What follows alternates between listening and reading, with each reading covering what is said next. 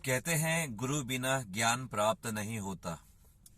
और हम जो कर रहे हैं वो सही है या गलत, इसको बताने वाला भी कोई ना कोई होना चाहिए। और जो ज्ञान देता है वही गुरु है जी। ज्ञान देने वाले भी दो प्रकार के होते हैं। कुछ होते हैं जो बुरी बातों का ज्ञान देते हैं, लेकिन कुछ होते हैं जो अच्छी बातों का ज्ञान देते हैं, अच्छे रास्तों में चलने का ज्ञान देते हैं, अच्छी प्रकार से जीवन बिताने का ज्ञान देते हैं। और पवित्र शास्त्र बाइबल भी गुरु को लेकर के, अगुओं को लेकर के बहुत ही अच्छी बातें कहती है। और क्योंकि आज परमेश्वर के दासों का दिन है, यानी कि आज पास्टर ये डे है, हम इसी दिन को लेकर के हम कुछ बातें हम करने जा रहे हैं कि क्यों एक कलीसिया में एक पास्टर का होना, एक अगुवे का होना जरूरी है। Praise the Lord. जी हाँ, जब हम पवित्र शास्त्र, हम जब बाइबल को हम जब पढ़ते हैं न्यायों की पुस्तक में, तो न्यायों की पुस्तक में हम कई जगहों पे हम इन चीज को पाते हैं कि वहां पे इस प्रकार से लिखा गया है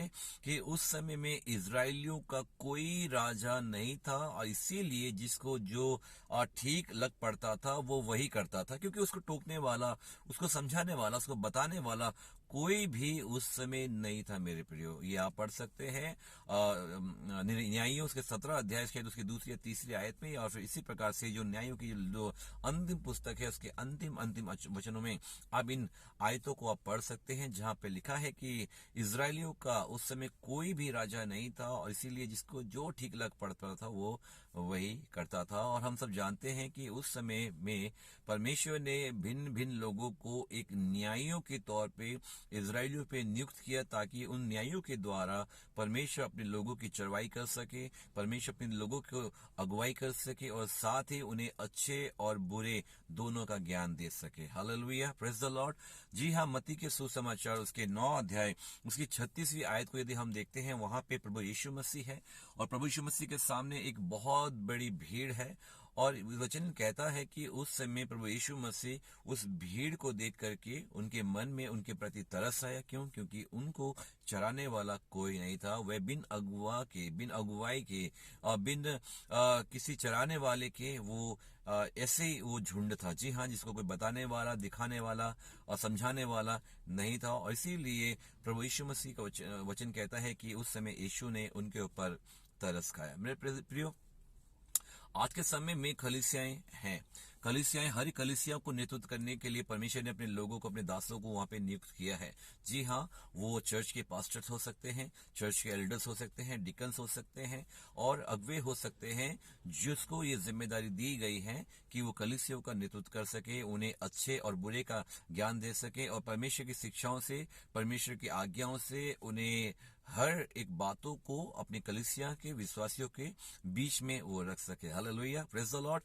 क्योंकि प्रिय आज पास्टर्स डे है। जी हाँ, आज पास्टर डे के उपलक्ष्य में हम इन्हीं बातों को हम बात करने जा रहे हैं, क्योंकि एक पास्टर का जीवन, एक अगुवा का जीवन वाकई में एक समर्पण का जीवन है। जी हाँ, जब तक एक परमेश्वर का दास अपने जीवन को पूर्णतः समर्पण नहीं कर देता, वो एक अच्छा अगुवा, एक अच्छा पास्टर, एक अच्छा एल्डर, एक अच्छा डिकन नहीं हो सकता है परियो। और हम सब जानते हैं कि जिसका जीवन समर्पण का जीवन होता है, और वो जिसका जीवन समर्पण का जीवन होता है, सच में उसको वो अपने जीवन में कितनी ही समस्याओं को सहता है, लेकिन फिर भी वो अपने जिम्मेदारियों से वो पीछे नहीं हटता। जी हाँ, वो कितनी भी सतावट, कितनी भी समस्या उसके जीवन में और उसके आसपास के क्षेत्रों में हो, लेकिन कभी भी उससे वो अपनी कलीसियाओं को नियुक्त करना बंद नहीं करता। एक असल दास की पहचान यही है। और इसीलिए आज पास्टर्स डे में हमें से पास्टर्स को, परमेश्वर के दासों को, परमेश्वर के अगुवों को हम उत्साहित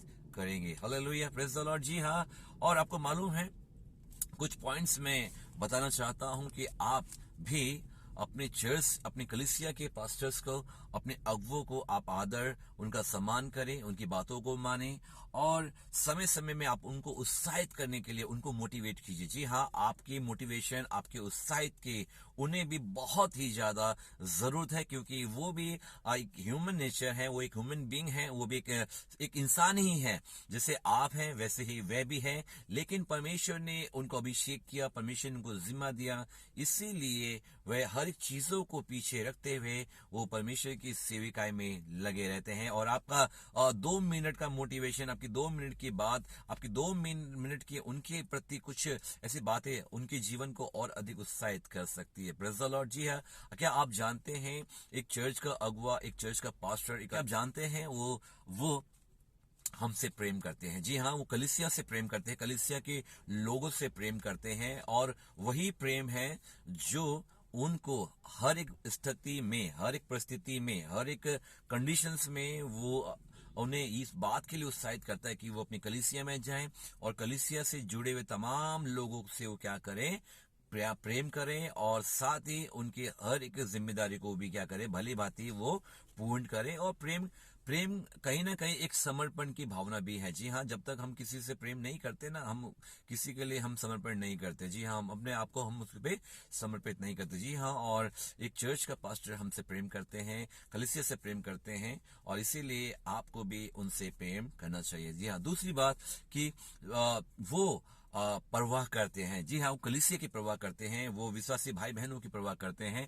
वे तमाम लोग जो उस कलीसिया से जुड़े हुए हैं, जो उस अगुवे से जुड़े हुए हैं, वे उनकी परवाह करते हैं। और वही परवाह का कारण है, वही उनका चिंता का कारण है कि जब कभी कोई ऐसा कोई कलीसिया में कोई भाई या कोई बहन या कोई परिवार की अशांत घड़ी में होता है, या बीमार अवस्था में होता है, या दूसरी समस्याओं में होता है, तो ये चर्च का पास्टर या चर्च का अगुवा उस जगह जा करके उन्हें ढांढस की बात करता है, उन्हें वचनों से उन्हें उत्साहित करता है, उनके दर्द को, उनके अशांत जीवन को फिर से शांत में परमेश्वर के वचन को शेयर करते हुए, उन्हें काउंसलिंग करते हुए, जैसा भी होता है उनको अगुवाई करता है। Praise the Lord. और वो उनकी परवाह करता है, उन्हें वैसे ही उनको नहीं छोड़ता है। जी हाँ, और तीसरी बात यह है कि वह उनके लिए प्रार्थना करता है। जी हाँ, एक चर्च का अगुवा, एक चर्च का पास्टर निरंतर अपने कलीसिया के लिए, कलीसिया से जुड़े हुए हर एक जन के लिए वो निरंतर प्रार्थना करता है। Praise the Lord. और इसीलिए मेरे दोस्तों, मेरे भाइयों, मेरे बहनों,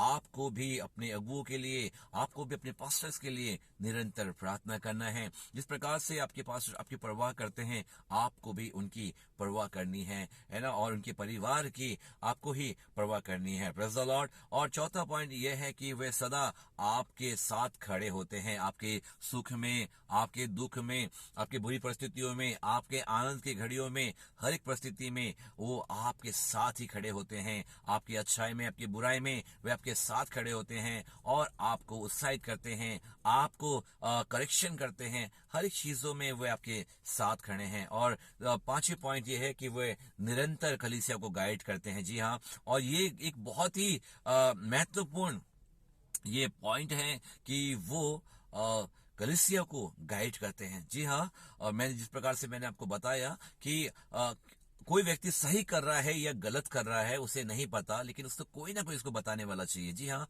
और ये एक अगुवे की एक भूमिका है, एक पास्टर्स की एक भूमिका है, एक एल्डर्स की एक भूमिका है कि जो कलीसिया में जो भाई बहन, कई बार हम कुछ कर रहे होते हैं तो हमें लगता है कि हम सही कर रहे होते हैं, लेकिन जब चर्च का अगुवा या पास्टर जब उन चीजों को देखता है, यदि वो उसकी नजर में गलत है, यदि वो बाइबल के वचन के आधार पर गलत है, तो वो आकर आपको और मुझको ये बताता है कि भाई और मेरे बहन, ये जो आप कर रहे हैं ये परमेश्वर की आज्ञा के अनुसार नहीं है और ये गलत है, इसे आप तुरंत छोड़ दीजिए। और हमें इस प्रकार से ज्ञात होता है और हम उन चीजों को छोड़ देते हैं। Praise the Lord, hallelujah. और प्रिय वचन ये कहता है, पहले तीमुथियुस उसके 5 अध्याय उसकी 17वीं आयत में प्रेरित पौलुस भी यही कहते हैं कि जो प्राचीन जो अगुवे जो लोग हैं, जो वो अच्छा प्रबंध करते हैं, विशेष करके वे जो वचन को सुनाने और सिखाने में परिश्रम करते हैं। जी हाँ, और वो दोगुने आशीष के क्या होंगे, वो अयोग्य समझे जाएंगे। Praise the Lord. जी हाँ, और परमेश्वर का वचन भी जो परमेश्वर के जो दास लोग हैं,